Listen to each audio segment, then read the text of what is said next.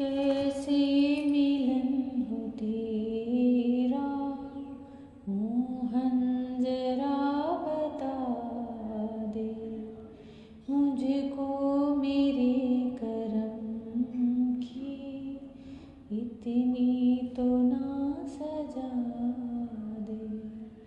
तेरी राह में कन्हैया पलकों को यूं बिछाए, तारे लगे पलक पे पलकों को यूं सजाए।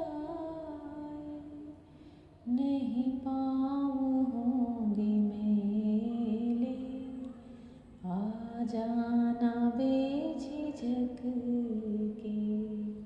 कैसे मिलन हो तेरा मोहन, जरा बता दे। जय श्री कृष्णा। जय श्री कृष्णा मेरी सोल फैमिली। आध्यात्म आपके अपने चैनल पर मैं नंदा आप सबका बहुत बहुत स्वागत करती हूँ। श्रीमद् भागवत महापुराण का छठा स्कंद चल रहा है। भगवान श्री हरि देवताओं की स्तुति से प्रसन्न होकर उन्हें दर्शन दिए और उनकी जो समस्या थी, दुविधा थी, दुख था, उसका समाधान बताए कि दधीचि ऋषि, दधीचि मुनि की हड्डियों से एक विश्वकर्मा के द्वारा ऐसा वज्र का निर्माण करो, एक आयुध बनाओ जिससे वृत्रासुर को मारा जा सकता है। दधीचि मुनि भगवान श्री हरि के परम भक्त थे। उन्होंने ही नारायण कवच की रचना की है। जब उन्हें इस चीज का ज्ञात हुआ, वह प्रसन्न होकर के अपने उस देह का त्याग करते हैं और श्री हरि को प्राप्त करते हैं। देवता लोग उनकी हड्डियों से एक आयुध वज्र तैयार करते हैं और बड़े ही उत्साह के साथ श्री हरि का आशीर्वाद प्राप्त करके, उनकी शक्ति प्राप्त करके दैत्यों पर आक्रमण करते हैं। दोनों में बड़ा ही घमासान युद्ध होता है। श्री सुखदेव जी कहते हैं, परीक्षित, जब वृत्रासुर के अनुयायी असुरों ने देखा कि उनके असंख्य अस्त्र शस्त्र भी देवसेना का कुछ न बिगाड़ सके, यहाँ तक कि वृक्षों, चट्टानों और पहाड़ों के बड़े बड़े शिखरों से भी उनके शरीर पर खरोंच तक नहीं आई, सबके सब सकुशल हैं, तब तो वे बहुत डर गए। दैत्य लोग देवताओं को पराजित करने के लिए जो जो प्रयत्न करते, वे सब के सब निष्फल हो जाते। ठीक वैसे ही जैसे भगवान श्री कृष्ण के द्वारा सुरक्षित भक्तों पर क्षुद्र मनुष्यों के कठोर और अमंगलमय दुर्वचनों का कोई प्रभाव नहीं पड़ता। जो अमंगलमय और दुर्वचनों का उपयोग करते हैं, भागवत में उन्हें क्षुद्र मनुष्यों की परिभाषा में कहा जाता है। भगवत विमुख असुर अपना प्रयत्न व्यर्थ देखकर उत्साह रहित हो गए। उनका वीरता का घमंड जाता रहा। अब वे अपने सरदार वृत्रासुर को युद्ध भूमि में ही छोड़कर भाग खड़े हुए, क्योंकि देवताओं ने उनका सारा बल पौरुष छीन लिया था। जब धीरे धीरे वृत्रासुर ने देखा कि मेरे अनुयायी असुर भाग रहे हैं और अत्यंत भयभीत होकर मेरी सेना भी तहस नहस और तितर बितर हो रही है, तब वह हंसकर कहने लगा, वीर शिरोमणि वृत्रासुर ने समयानुसार वीरोचित वाणी से विप्रचित्ति, नमुचि, पुलोमा, मय, अनर्वा, संबर आदि दैत्यों को संबोधित करके कहा, असुरों, भागो मत, मेरी एक बात सुन लो।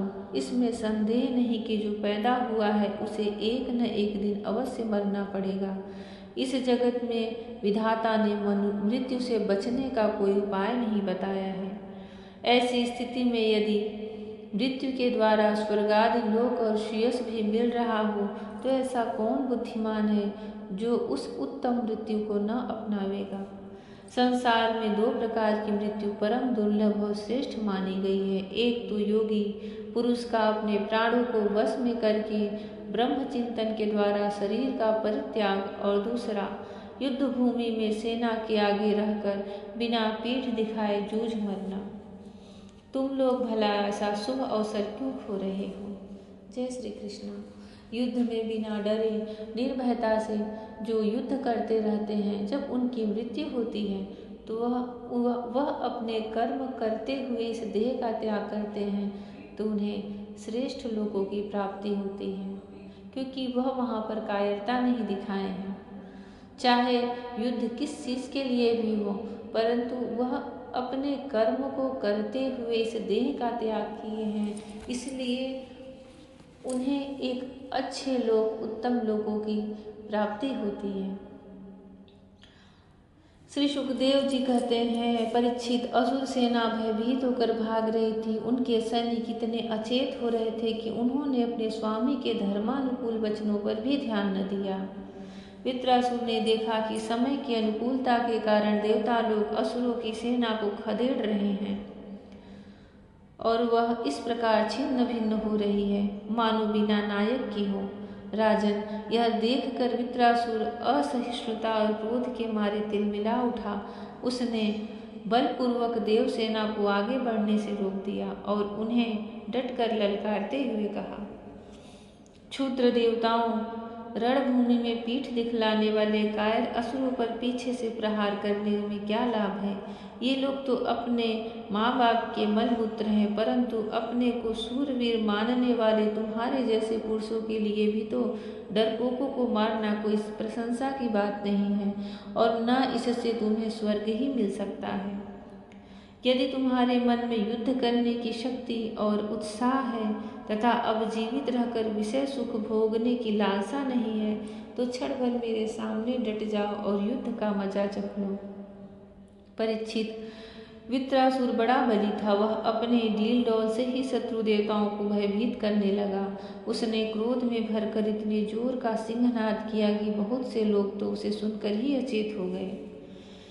वृत्रासुर की भयानक गर्जना से सब के सब देवता मूर्छित होकर पृथ्वी पर गिर पड़े, मानो उन पर बिजली गिर गई हो। अब जैसे मदोन्मत्त गजराज नरकट का वन रोध डालता है, वैसे ही रणबांकुरा वृत्रासुर हाथ में त्रिशूल लेकर भय से नेत्र बंद किए पड़ी हुई देवसेना को पैरों से कुचलने लगा। उसके वेग से धरती डगमगाने लगी। वज्रप्राणी देवराज इंद्र उसकी यह करतूत सह न सके। जब वह उनकी ओर झपटा, तब उन्होंने और भी चिढ़कर अपने शत्रु पर एक बहुत बड़ी गदा चलाई। अभी वह असहा गदा वृत्रासुर के पास पहुंची भी न थी कि उसने खेल ही खेल में बाएं हाथ उसे पकड़ लिया। राजन, परम पराक्रमी वृत्रासुर ने क्रोध से आग बबूला होकर उसी गदा से इंद्र के वाहन ऐरावत के सिर पर बड़े जोर से गरजते हुए प्रहार किया। उसके इस कार्य की सभी लोग बड़ी प्रशंसा करने लगे।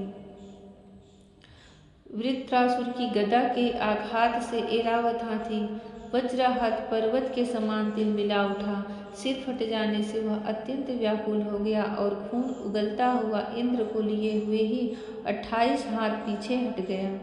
देवराज इंद्र अपने वाहन ऐरावत के मूर्छित हो जाने से स्वयं भी विषादग्रस्त हो गए। यह देखकर युद्ध धर्म के मर्मज्ञ वृत्रासुर ने उनके ऊपर फिर से गदा नहीं चलाई।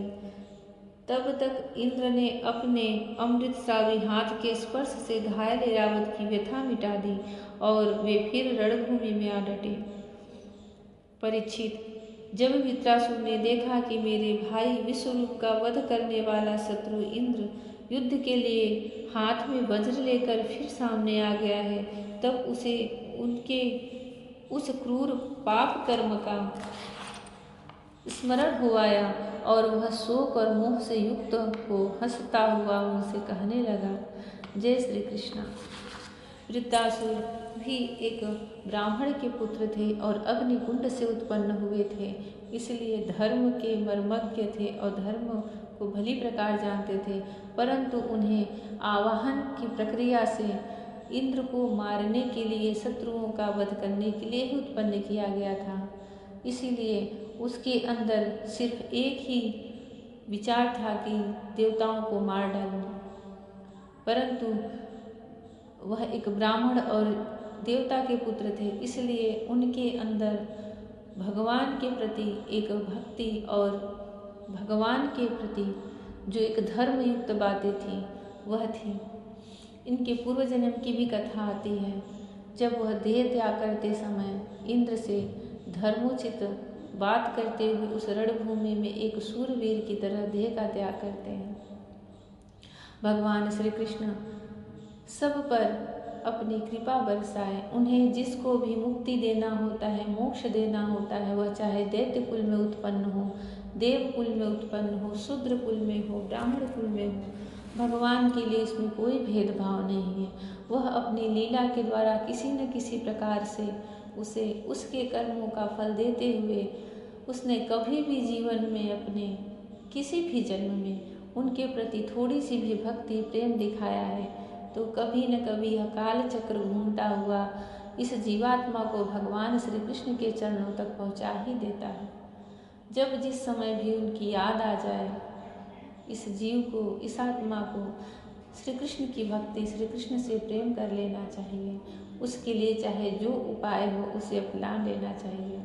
भगवान श्री कृष्ण सबकी आत्मा है, सब पर वह अपना प्रेम और कृपा भरी दृष्टि बरसाएं। जय श्री कृष्ण। राधे राधे। जय श्री कृष्ण। हरि ओम।